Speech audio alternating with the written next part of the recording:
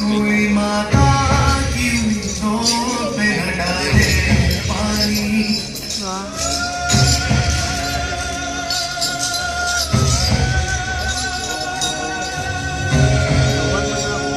कोई माता की ऊँटों पे न डाले पानी।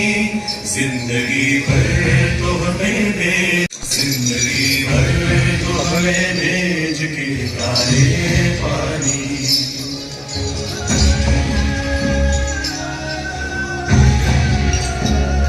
आसमां क्या यही बाकी था कसम जाने को हमें तड़पाने को। आसमां क्या यही बाकी था कसम जाने को। लाके गुर्बत में रखा है हमें तड़पाने को। आज इस घर में हम तैयार थे मर जाने को। जीते जी हमसे छुड़ाया है लाश आने को। जिंदगी भर तो हमें भेज के खाले पानी। जिंदगी भर तो हमें भेज के खाले पानी।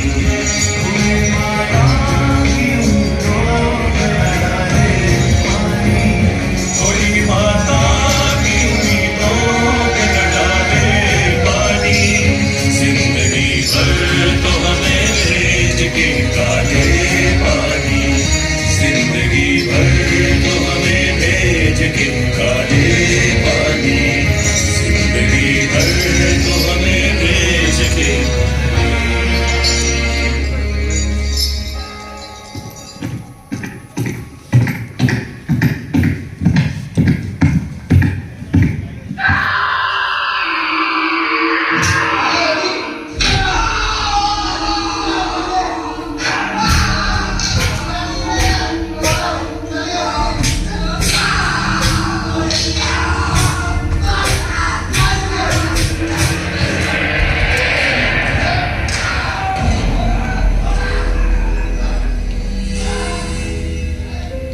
अब भी मौजूद है जुल्मों की निशानी लोगों।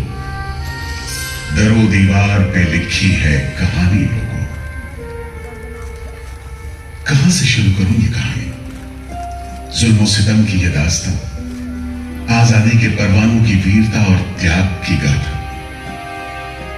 मैं जो एक रूह हूं, आत्मा हूं, उन तमाम लोगों की जिन्होंने अपने खून पसीने से, अपने बलिदान से, जान की कुर्बानियों से इस मिट्टी के जर्रे जर्रे को आजादी का तीरथ बना दिया।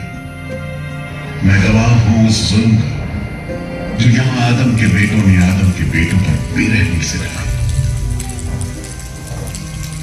सदियों से मैं इसी जगह मौजूद हूं। मेरे सीने में दफन है वो सारी कहानियां जिन्होंने इन हरे भरे खूबसूरत टापुओं को वो खौफनाक नाम दिया, काला पानी।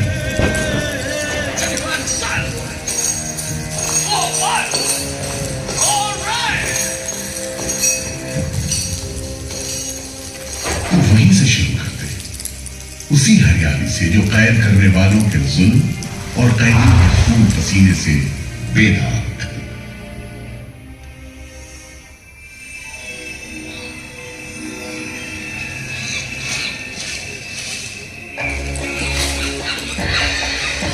कहते हैं अंडमान द्वीप समूह का नाम रामायण के प्रतापी वानर देवता अंडमान यानी हनुमान के नाम पर रखा गया।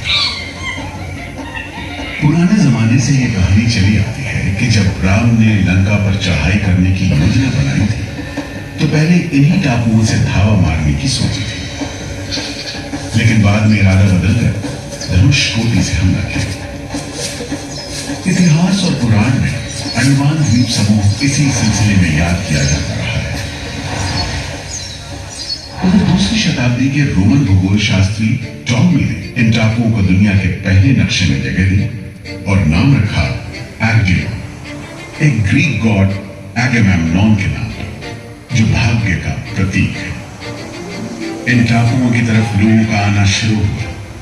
धर्म प्रचारक, लुटेरे, बागी, मल्ला, किस्मत आजमाने को निकले जहाजी, हर तरह के लोग यहाँ आते रहे। 18वीं सदी के अंत में ईस्ट इंडिया कंपनी ने इन टापुओं पर एक बस्ती कायम करने की कोशिश की और यहां लेफ्टिनेंट आर्चिबाल्ड ब्लेयर को भेजा, मगर ये कोशिश नाकाम रही और अगले 60-70 बरस तक किसी ने इन टापुओं की सुध नहीं ली।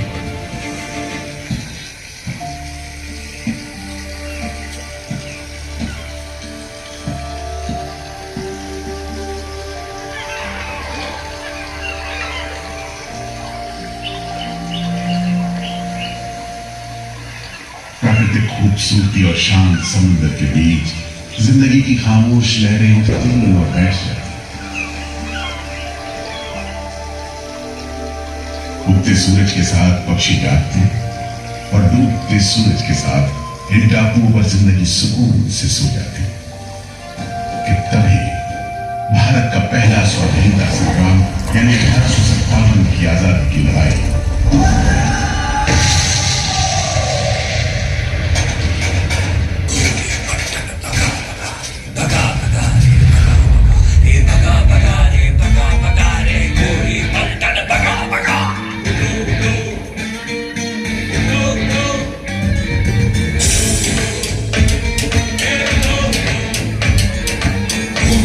सन 57 में मंगल पांडे की ललकार,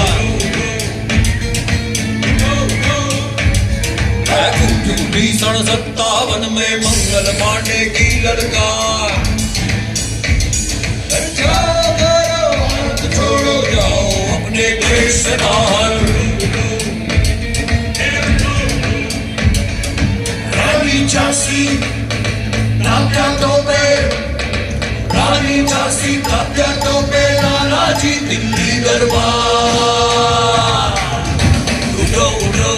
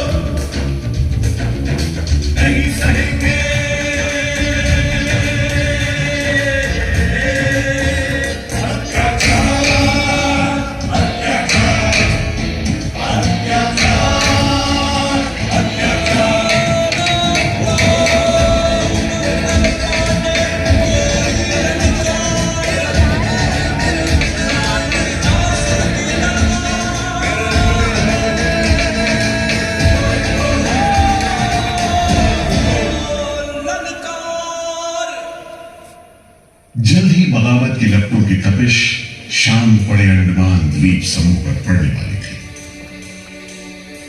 आजादी के मतवालों को सबक सिखाने के लिए फिरंगी सरकार ने 15 जनवरी 1858 को पूरे के पूरे अंडमान द्वीप समूह को एक कैद खाने में बदलने का फैसला किया। His Excellency गवर्नर जनरल ने काउंसिल ने ये फैसला किया है कि अंडमान आइलैंड में कैदियों की एक बस्ती बनाई जाए।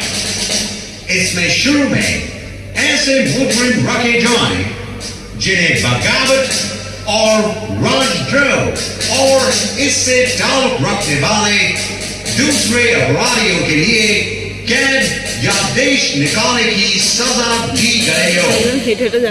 और इस तरह अंडमान द्वीप समूह की पुरानी खाड़ी का नाम लेफ्टिनेंट आर्चिबाल्ड ब्लेयर के नाम पर पोर्ट ब्लेयर रखकर मुजरिमों की बस्ती कायम की गई। सन 57 के वीरों के नक्श कदम पर कुछ ही साल बाद अंडमान की धरती पर पैर रखे वहाबी आंदोलन के राजनीतिक बंदी थे। 1860 से 1872 के बीच बहुत से वहाबी आंदोलनकारी अंडमान भेजे गए। सरहदी सूबे का रहने वाला एक पठान शेर अली आफरीदी भी अंडमान में उस समय उम्र कैद की सजा काट रहा था और अंग्रेजों से बदला लेने के लिए मौके की तलाश में था।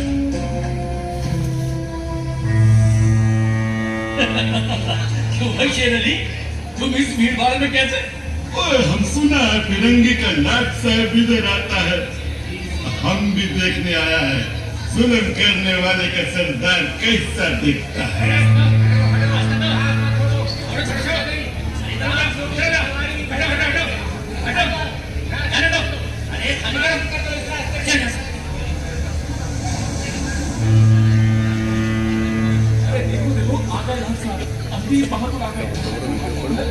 मिस्टर बर्ड, मैं सोचता हूँ कि इस शायद इसी घटना का असर था कि ब्रिटिश सरकार ने कैदियों के साथ और भी कड़ाई बरतने के बारे में गंभीरता से सोचना शुरू किया। नतीजे के तौर पर सन 1896 में पोर्ट ब्लेयर की खौफनाक सेलुलर जेल का काम चीफ कमिश्नर केविन और इंजीनियर मैकविन की निगरानी में शुरू हुआ। यूरेनस मक्विन, आपकी जांच पूरी हो गई? यस सर, हमने पूरा टापू का मुआयना कर लिया है। तो आपके हिसाब से जेल कहाँ बनेगी? मेरा राय भी जेल इसी जगह बने तो अच्छा रहेगा सर। इस पहाड़ी पर? यस सर, हम इस पहाड़ी को ईस्ट का तरफ ऊपर से काटकर समुद्र से 60 फीट की ऊंचाई पर मैदान बना देगा। इससे दो फायदा होगा, जेल के लिए जगह निकलेगा और पहाड़ी खातने से जो मिट्टी निकलेगा उससे हम नीचे का दलदल को भरकर ऑफिसर्स के लिए टेनिस एंड क्रिकेट खेलने का मैदान, इवन जिमखाना क्लब भी बना सकता सर। तय हुआ कि 5 लाख रुपए की लागत से पोर्ट ब्लेयर की इस पहाड़ी पर जेल बनेगा। फौरन कारीगरों के अलावा 600 कैदियों को काम पर लगा दिया गया। इस जेल में एक वक्त में 700 कैदियों को बंद रखा जा सकता है। योजना के अनुसार जेल के बीचों बीच एक मीनार बनाई जानी थी, जिसकी 7 दिशाओं में 7 खंड किसी सितारे की भुजाओं की तरह निकले होंगे।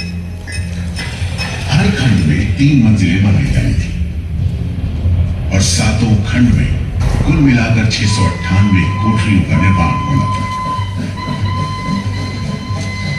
ईंटों की ढुलाई के लिए ट्रेन की 5 मील लंबी पटरी बिछाई गई। इमारत बनाने के लिए ढेर सारे सामान बर्मा से मंगवाए गए। जेल को बनाने में कोई 3 करोड़ ईंटें इस्तेमाल की गई। इंसानी खून पसीने की तो कोई गिनती नहीं।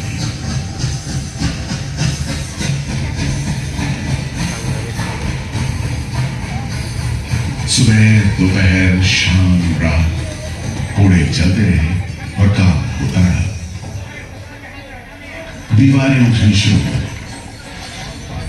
आखिरकार 10 साल बाद सन 1906 में ये विशालकाय जेल तैयार हो और यहीं से अंडमान के इतिहास का सबसे काला दौर शुरू हुआ।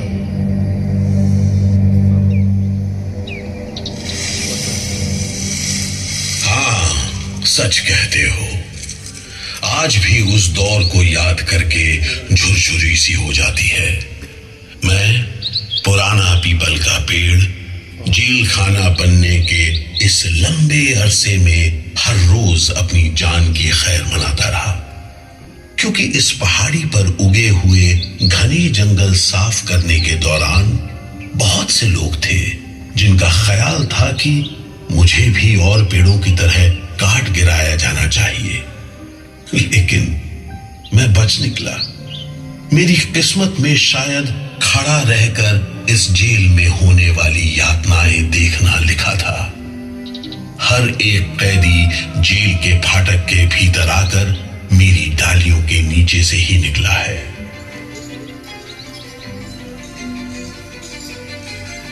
जैसे जैसे अंग्रेजी शासन के खिलाफ आजादी की मांग तेज हुई, ब्रिटिश सरकार ने सेलुलर जेल के फाटक हर छोटी बड़ी बात के लिए खोलने शुरू कर दिए।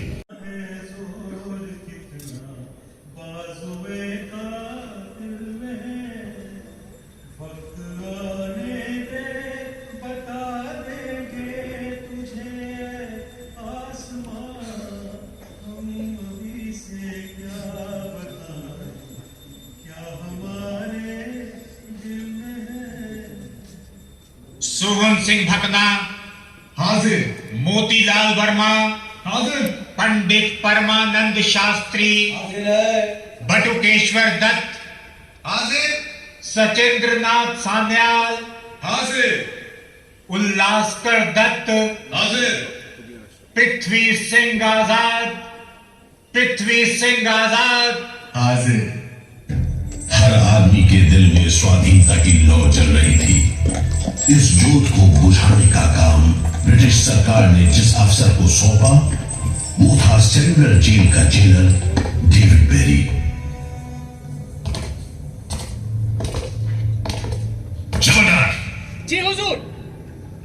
जी हुजूर। नया कैदी लोग आया? जी सरकार, सभी लाइन से खड़े हैं। ठीक है, सुनो, इनसे कहो कि इस जगह पर हम शेर को पालतू बनाता है। तुम जेल का दीवार देखता है, जानता है इसको इतना नीचे क्यों बनाया? इधर से कोई भागने को नहीं सकता। यह सब तरफ 1000 माइल्स तक पानी है और ऊपर खुदा है। और तुम हमको देखता है? हम इधर का खुदा है, डेविड बेरी।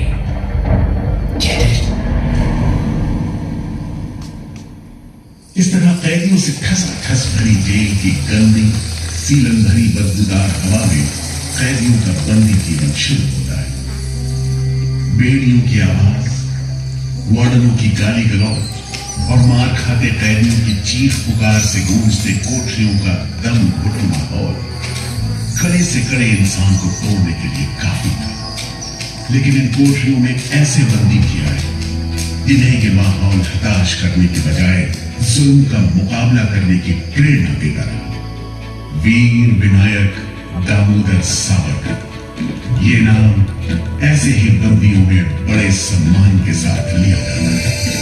जयोस्तु ते जयोस्तु ते जयोस्तु ते जयोस्तु ते जयोस्तु ते जयोस्तु ते जयोस्तु ते जयोस्तु ते जयोस्तु ते जयोस्तु ते जयोस्तु ते जयोस्तु ते जयोस्तु ते जयोस्तु ते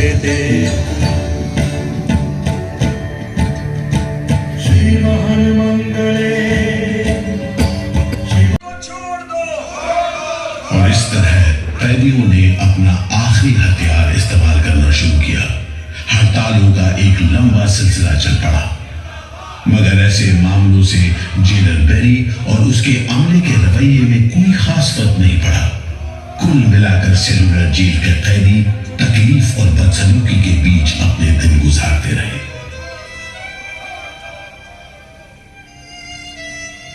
मगर एक सुख का स्मरण ना करना नाइंसाफी होगी।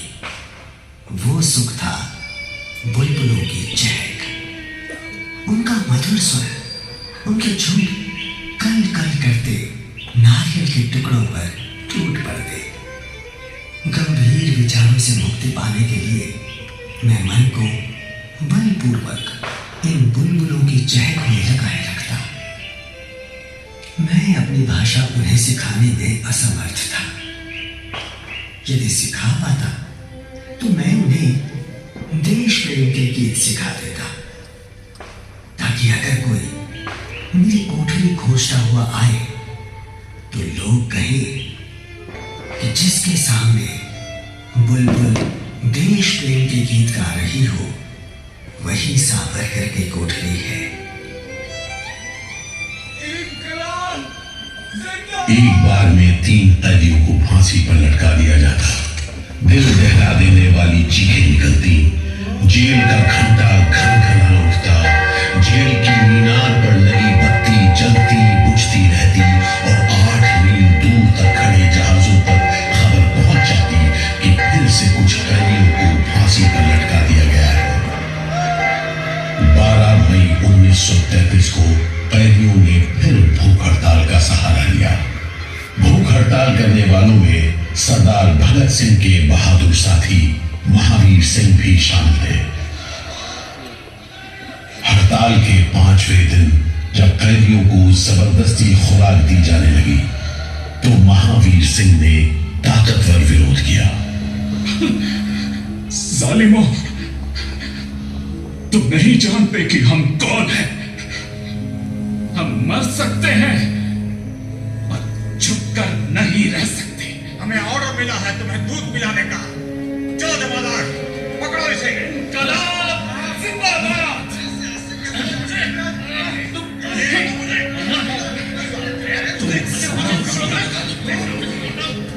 हम जबरदस्ती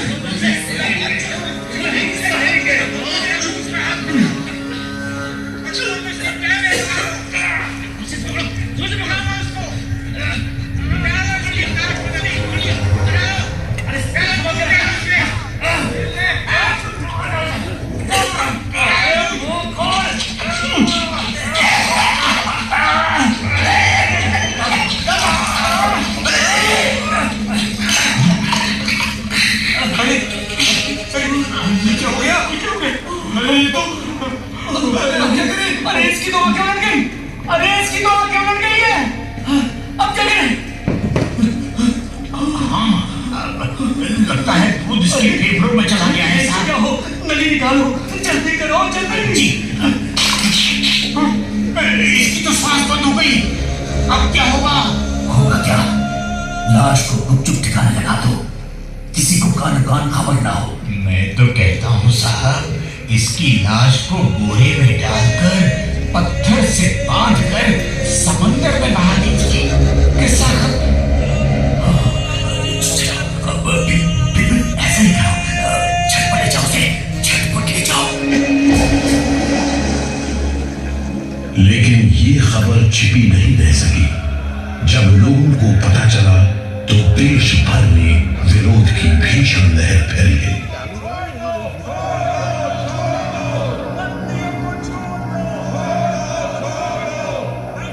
और फिर 45 दिन बाद 26 जून 1933 को जेल अधिकारियों ने हथियार डाल दिए। लेकिन देश अभी भी गुलामी की जंजीरों में जकड़ा हुआ था। इन्हीं हालात में सन 1937 के संवैधानिक सुधार लागू किए गए और कांग्रेस ने अनेक प्रांतों में मंत्रिमंडल कायम किए। स्वाधीनता की तरफ बढ़ते कदमों में तेजी लाने के लिए अंडमान के सेलुलर जेल के बंदियों ने भी आवाज बुलंद की। बंदियों की रिहाई, स्वदेश वापसी और राजनीतिक बंदियों के लिए बेहतर सुविधाएं हासिल करने की मांग को लेकर 24 जुलाई 1937 को सेलुलर जेल के कैदियों ने सामूहिक अनशन शुरू किया।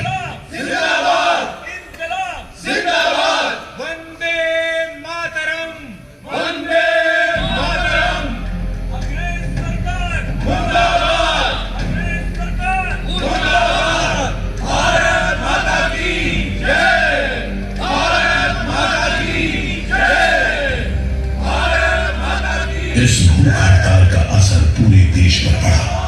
जगह जगह कैदियों के समर्थन में आंदोलन होने लगे। सारे देश के राजनीतिक बंदियों ने अनशन शुरू कर दिया।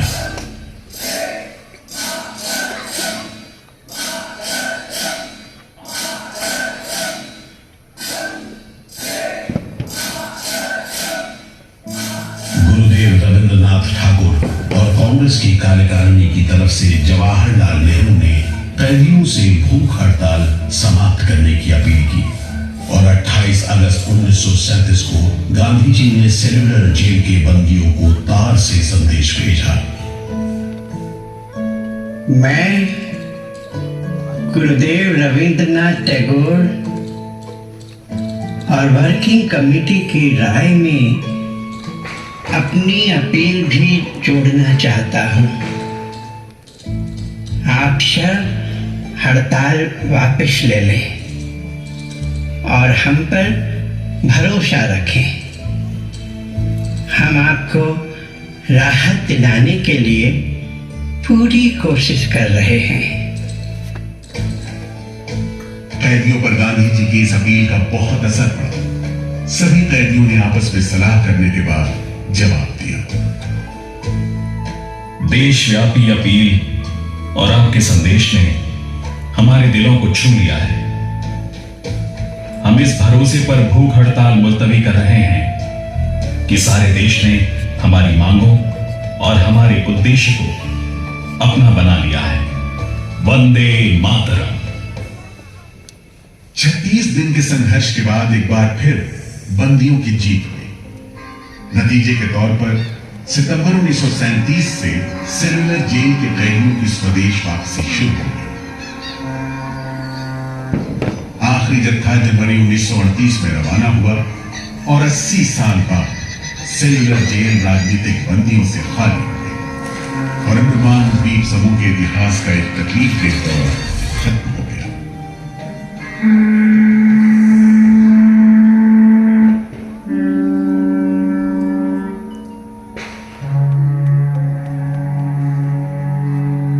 मगर एक और जालिम दौर शुरू होने वाला था। 1939 में दूसरा विश्व युद्ध शुरू हुआ और 1942 में जापानियों ने अंडमान पर कब्जा कर लिया।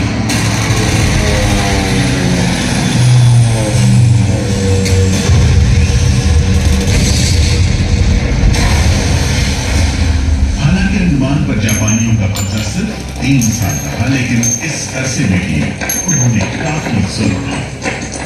हर आदमी उनकी नजर में अंग्रेजों का जासूस था। हर रोज खेतों से, दूर दराज के गांव देहात से दसियों लोग पकड़े जाते और मौत के घाट उतारे जाते।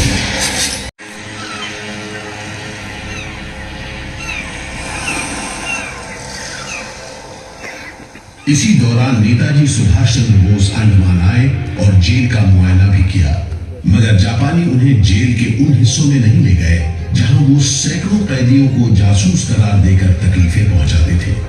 अपनी छोटी सी अंडमान यात्रा के दौरान नेताजी ने तिरंगा भी फहराया।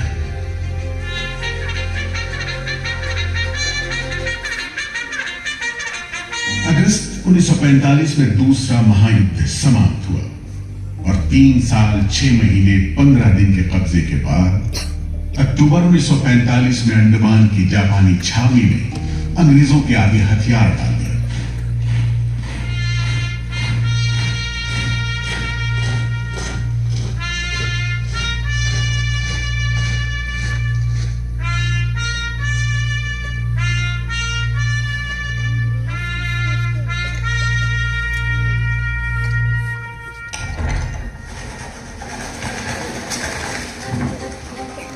सेलुलर जेल के फाटक एक बार फिर खुले और कैदियों को रिहा कर दिया गया।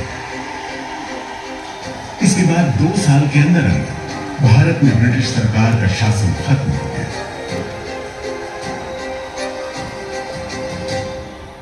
अंडमान द्वीप समूह अब काला पानी के खौफनाक नाम से नहीं जाना जाता, लेकिन ये सारी तकलीफें जो आजादी के प्रेमियों ने यहां झेली, वो सारी कुर्बानियां जो देशभक्त वीरों ने यहां दी, आज भी देशवासियों के दिलो दिमाग पर छपी हुई है। इसीलिए अंडमान के भूतपूर्व राजनीतिक बंदियों के भातृत्व मंडल की इच्छा को स्वीकार करते हुए भारत सरकार ने 30 अप्रैल 1969 को घोषणा की कि सेलुलर जेल को राष्ट्रीय स्मारक के रूप में सुरक्षित रखा जाएगा। भारत की आजादी के दीवानों ने जो अमानवीय यातनाएं इस कारागार में सही, ताकि भारतवर्ष आजादी की उन्मुक्त हवाओं में सांस ले सके, उन बलिदानों को आने वाली पीढ़ियां भूल नहीं पाएंगी।